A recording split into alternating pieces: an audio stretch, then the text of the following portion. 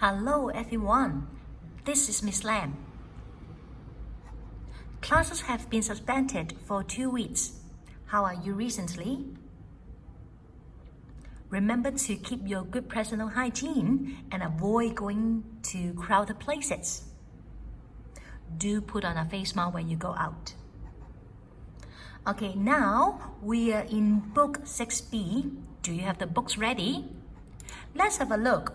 We completed chapter 18, capacities and volumes 3, chapter 19 to 21, about averages.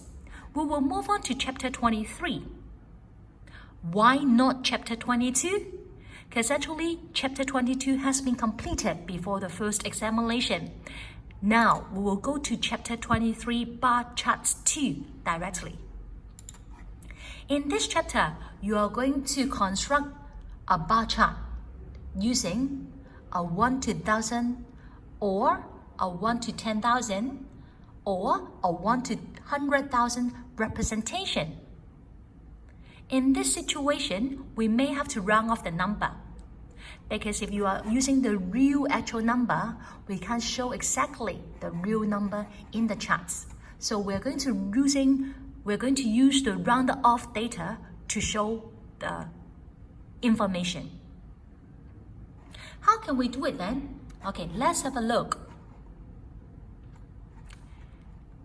In question number 1, you are going to round off the number to the nearest 1,000. So what can we do? Let's check the actual number.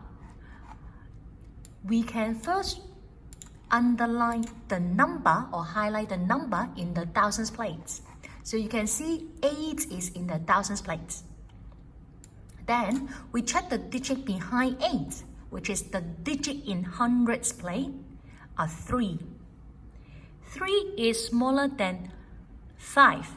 That's why we round off the number. We round it down to 528,000. Have a look on the next number. Highlight or underline the digits in the thousands place, which is a 2. Check the digits behind 2, which is 6. 6 is equal or larger than 5. That's why we need to round up the number to 253,000. Can you follow? So let's try two more numbers. 1 in thousands place, 0 in the hundreds place. We are going to round down the number. 4 in thousands place, 6 in hundreds place. Round it up or down? Yes, we are going to round up the number to 175,000. So using this method, the rounding off method, you know how to round off the value. Then we can use this data to do the bar chart, to make the bar charts.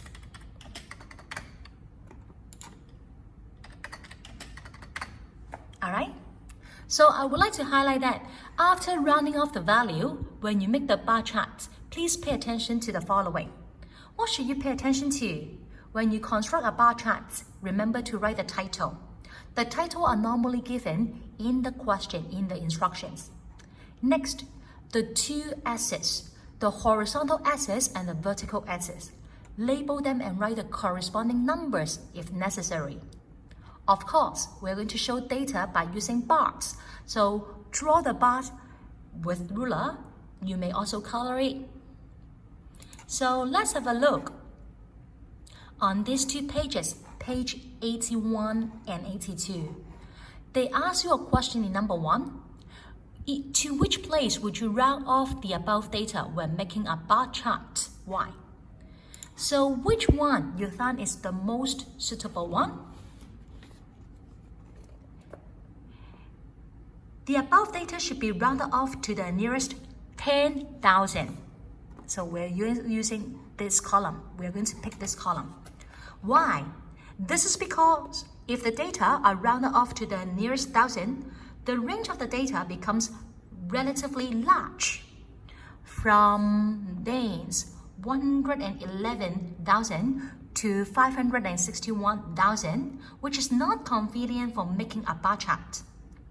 If the data are rounded off to the nearest 100,000, the range of the data becomes relatively small, from 100,000 to 600,000, which is not representative. That's why we're going to pick the rounded off number to the nearest 10,000 to make the bar charts. So please complete it and then move on to question number 2 in classwork. Check your answers afterwards.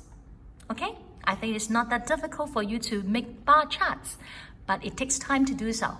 So enjoy your time and do your bar charts.